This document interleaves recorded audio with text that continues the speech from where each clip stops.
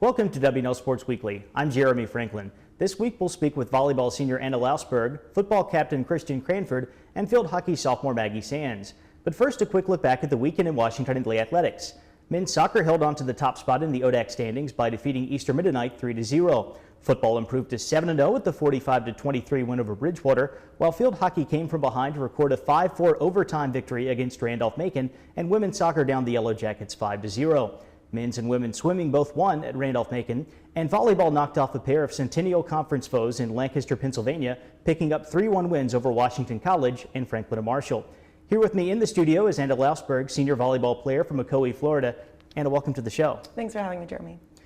Those wins over the weekend increased the Generals' streak to 6 consecutive victories, entering the Wednesday showdown with Randolph-Macon. What's been working well for W&L over the last couple of weeks? I think our culture is somewhere we excel a lot over other teams. A lot of other teams, you don't see them strong on the court. They don't look like they enjoy really playing with each other, and that's something unique that I think we definitely have. And it's definitely been a lot stronger these past couple of weeks, and we've been on an upturn with that, and I think that's due a lot in part to our successes that we've had. After playing alongside M.A. Bulls for a couple of seasons, you've excelled as the top option at outside hitter as an upperclassman. How have you adjusted to that different role over the last 2 years? I think the leadership of Allison Rouse, Megan Molesky, and Mash have all prepared all of the seniors to step into a leadership role that naturally comes with being a senior on the volleyball team. And just learning from them and seeing how they led, I think definitely prepared me to take on this role. W&L travels to Atlanta for the Emory Invitational this weekend. Your schedule includes a match against the #1 team in the country, Juniata. How will that tournament help you prepare for the postseason? We're really excited for this tournament. It's one of my favorites that we go to. Definitely playing these top-ranked teams prepares us for what we'll see later on down the road. Our entire schedule this season has consisted of a lot of top-ranked teams. I think that's definitely prepared us for what we're going to see later in NCAAs. The Generals have won 3 ODAC titles during your time here already. What are the keys to claiming a 4th next week? I think we just need to keep rolling with this cultural wave and execution wave that we've been riding. We're really clicking on the court right now, and I think Elena West, our setter, is a lot in part of that. She's really come into her own and has really been controlling our side of the court, and I just think she's been doing such a great job. So if she continues on that upward track and we continue to execute and come together as a team, I don't think we can be beat. Anna, thanks for joining us here. Best of luck the rest of the year. Thanks, Jeremy. With me now is Christian Cranford, senior football captain from Greensboro, North Carolina. Christian, welcome to the show. Thanks for having me. W&L is 7-0 on the season now, including a 4-0 mark in the ODAC. How have things come together so well for the Generals this fall? Yeah, we've had a great year so far. We've really focused on bringing things together with the team on and off the field. We just feel like this is a really close team, probably one of the closest I've ever been a part of. And we feel like that our success is transmitted through our close friendships and trust in one another. The Generals are now ranked in both National Division III polls for the first time ever. What does that recognition mean to the team, or is it something that you pay a lot of attention to? Yeah, I mean, it's definitely something that you have to pay attention to some degree. You can't be completely oblivious to it. But one of the things that we've tried to focus on is don't listen to the noise. So people are going to talk, be it positive or negative, about the things you're doing. And like I said before, we're just very focused on our team and everyone that's involved in that locker room, our coaches and the players. And so we just kind of try to look over that, but it's definitely nice to get recognition. The defense has made several key stops throughout the course of the year, from the goal line stand at Hampton-Sydney to pulling in 3 interceptions against Randolph-Macon. What's enabled the Generals to come up with so many clutch plays like that? Yeah, so defensively, we really know that we have to bounce back from being on the other end of the triple option. It's very, it can produce a lot of great things, a lot of points and a lot of long drives, which is great as a defense. You can get worn down, but there's a lot of transitions with handoffs and everything, and pitches, and the opportunities to put the ball on the ground are frequent. And so we know that we have to respond to that adversity. And I think that we all go into every game defensively knowing, we're going to have to bounce back from situations, from turnovers, from poor field positioning. And as you can see in the Hampton-Sydney game, it really showed that mental toughness. Up next is one of the toughest games on the schedule, a road contest at Emory and Henry. What did the Generals need to do to get the win on Saturday?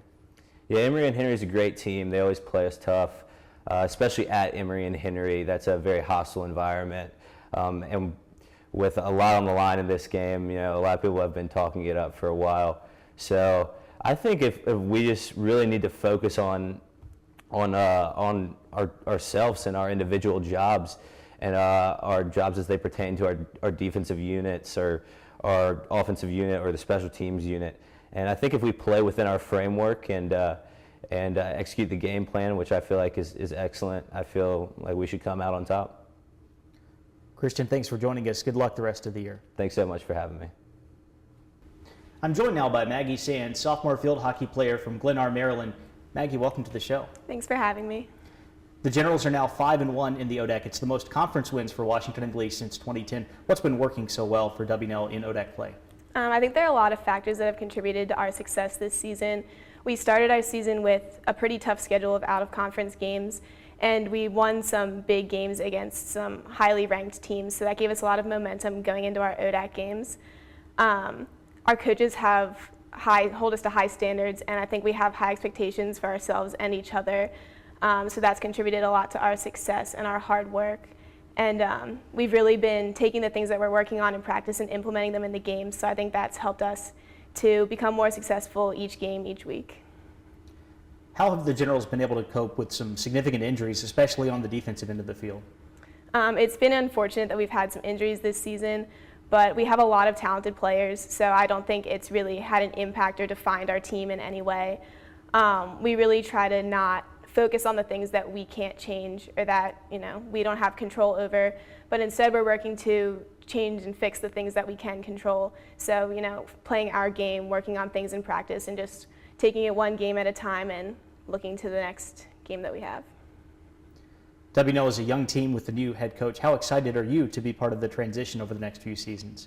I'm really excited to be a part of this transition. Just looking from last year's season to this season, and just from the beginning of the season this year to now, we've come a long way, and we've had a lot of success. Coach Wills has been a great addition to our program, and she's definitely played a role in our success this season. And we may have a young team, but we have a lot of talent, and I'm really excited to see where the end of this season takes us and where the next few seasons take us.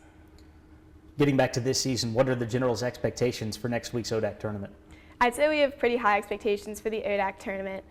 We've been doing pretty well in the ODAC, and we started with a huge win over Lynchburg, so that definitely gave us momentum going into our ODAC games, and our continued success in the ODAC, I think, is giving us momentum going into the tournament. From the beginning of preseason, our goal was to win ODACs, and I think this year is our time to do it.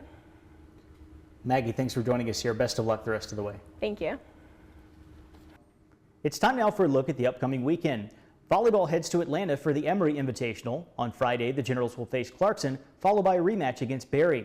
The first ODAC titles of the year are up for grabs on Saturday with the Conference Cross Country Championship taking place at Bridgewater. The women's race starts at 11 and the men's meet gets underway at noon.